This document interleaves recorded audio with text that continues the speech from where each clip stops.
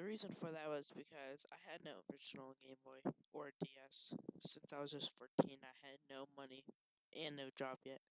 So I couldn't afford the systems. My parents don't make a lot of money off of their jobs. So I got the computer from my aunt as a birthday present.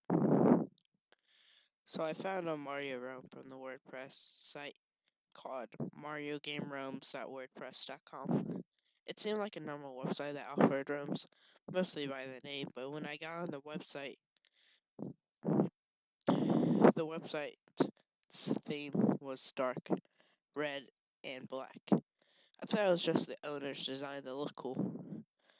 So I downloaded the ROM, but it took about like 2 hours to download. Maybe it was a size file, or I just had slow internet.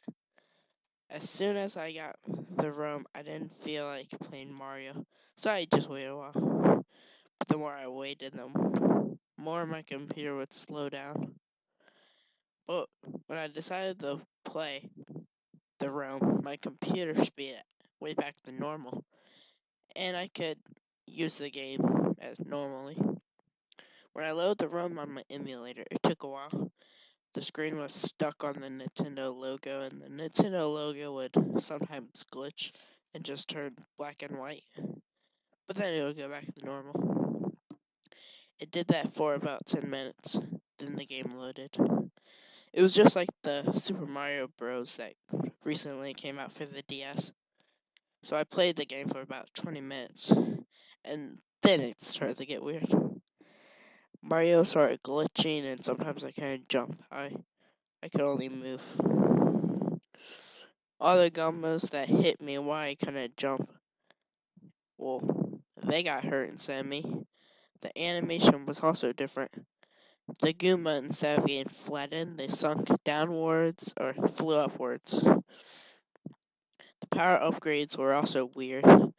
The one-ups were black and white, and they didn't even give you an extra life anyway.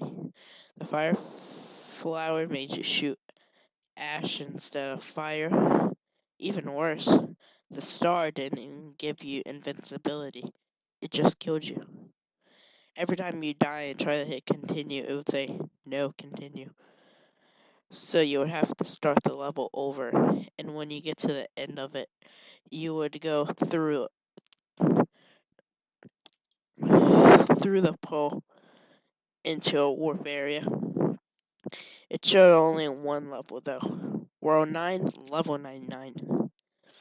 When I went into the pipe, it brought me to a world that was completely dark and you could only see Mario and a black background.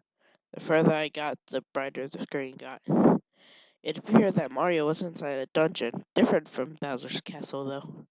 It had bits of green, purple, and red on the dungeon wall. There wasn't any music in the level or any sound, just silent. Every once in a while, I would still hear Dark First's voice say a letter. That went on until it spelled out leave. Then the emulator shut down and my computer crashed. I turned it off and on, but it still wouldn't turn on.